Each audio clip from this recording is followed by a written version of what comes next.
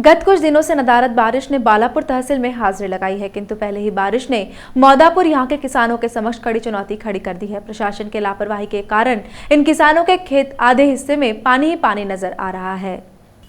Road पर जमा हुआ पानी जाने के लिए रोड के समीप नाली न होने की वजह से किसानों के खेतों में शुरुआत के बारिश के दौर में ही तालाब सदृश स्थिति निर्माण हो चुकी है। पहले कोरोना की वजह से किसान परेशानी में आ चुके थे। अल्प खेती स्थित किसानों के लिए यह एक बड़ा संकट साबित हो रहा है। उनके खेतों के आधे परिसर में यह पानी जमा हो चुका है तथा जिस वजह से उन्हें अपने बुआई किए गए खेती की चिंता हो चुकी है। ऐसे अनेक किसानों द्वारा रोड के समीप नाली न होने की वजह से बेवजह परेशानी सहन करनी पड़ रही है, जिस वजह से संबंधित विभाग द्वारा इस ओर ध्यान देकर किसानों की यह बाधा दूर की जाए, इस तरह की विनती किसानों की ओर से की जा रही है।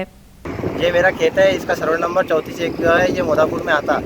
ये रात में जो बारिश हुई उसके वजह से मेरा खेत का पूरा नुकसान हो गया।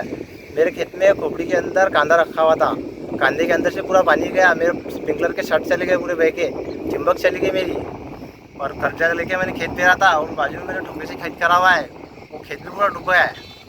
और यहाँ से पूरा ये रोड के ऊपर से पानी बह के गया, उससे मेरा बहुत बड़ा नुकसान हो गया। सरकार से ये निवेदन है कि मेरा नुकसान भरपाई करके दे, और मैंने कर्जा काट के खेत पेरे हुआ है।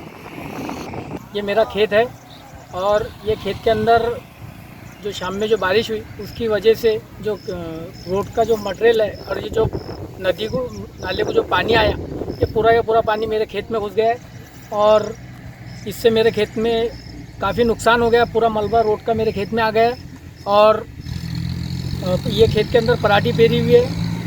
और मैं महाराष्ट्र प्रशासन से ये अपील करता हूँ कि मेरे खेत में जो नुकसान हुआ, जो मेरे खेत की पराठी बह गई पूरी और पूरे खेत के अंदर मलबा आ गया रोड का, जो नुकसान हुआ ये मैं नुकसान की भरपाई करना चाहता हूँ। और ये खेत जो है ना, मैंने तो कर्जा लेके पेरा था और मेरा खेत का पूरा नुकसान हो गया और पराठी पूरी बर्बाद हो गई है, पूरी फसल बर्बाद हो गई।